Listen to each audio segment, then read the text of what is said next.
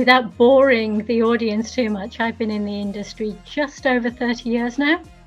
And during that time, I have been fortunate enough to, I guess, dabble in every aspect of betting, gaming and gambling.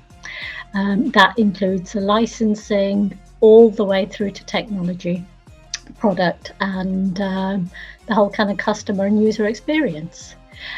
I would say that my interest in India is no different, actually, to my interest with markets anywhere else in the world.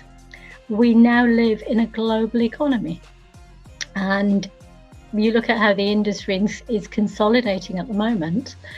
What we're going to now find is that the days where specific brands and operators remained in a local market are kind of slowly disappearing. Yeah, we've seen European brands going into the US, Africa and Asia.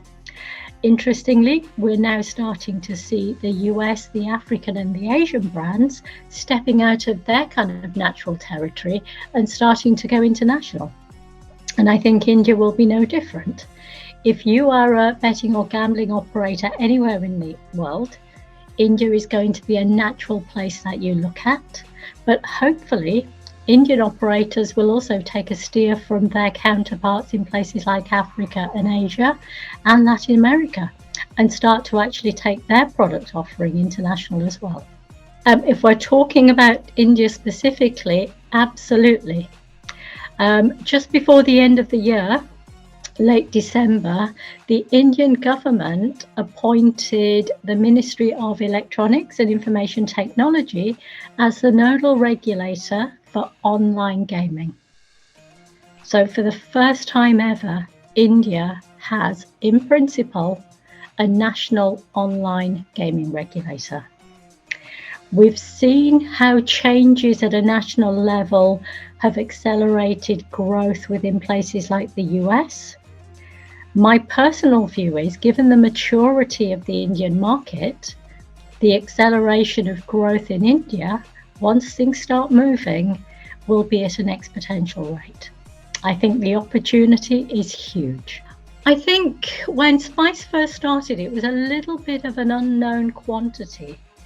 You know, we had operators, we had suppliers, providers, and we had kind of lawyers mainly rather than regulators, because India doesn't have that many regulators, kind of coming together to try and kind of figure out what SPiCE was about.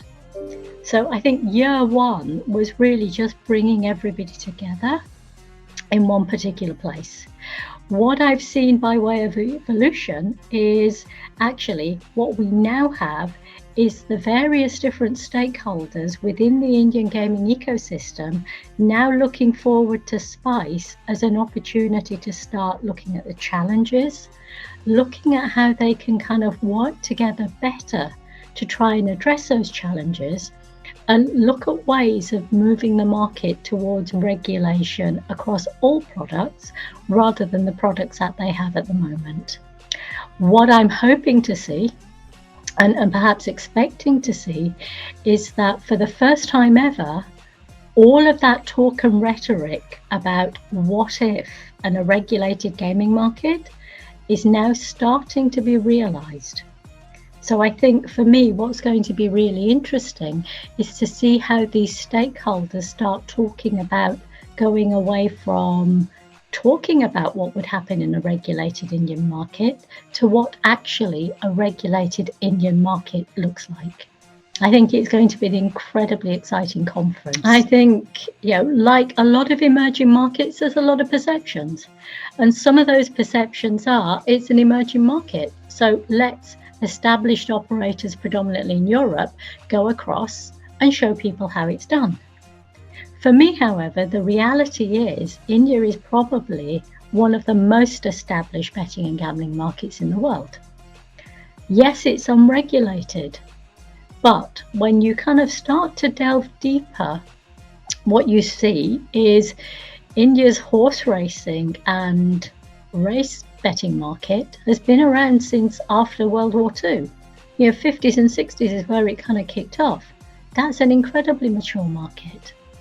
It's probably one of the few places, if not the only place in the world, where poker strategy is taught at universities.